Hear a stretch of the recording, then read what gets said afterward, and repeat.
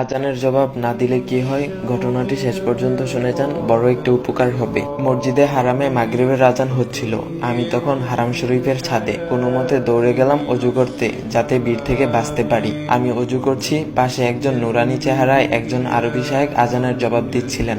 তখন আমার অজুও শেষ, এদিকে আজানও শেষ। আমি চলে আসছিলাম, এমন সময় ওই আরবি সাহেব আমাকে ডেকে বললেন, ইয়া ওলাদা, তুমি কি আরবি বুঝো? তখন আমি হাসূচক মাথা নাড়ালাম।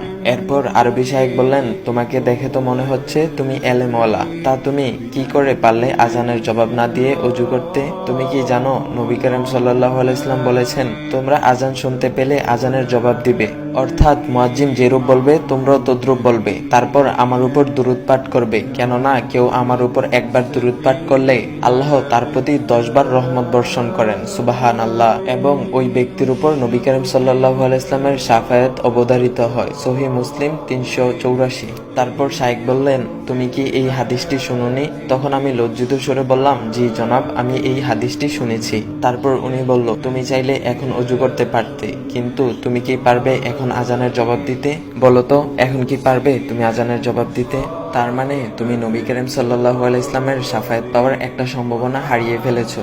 এই কথাটা শোনার পর কলিজাটা মোচড় দিয়ে উঠেছিল। আমাদের সব আমল রবের কাছে কবুল হয় না, কিছু কিছু হয়, আবার কিছু কিছু হয় না। হয়তো আজকের আজানের জবাবটা আল্লাহ কবুল করে নিত।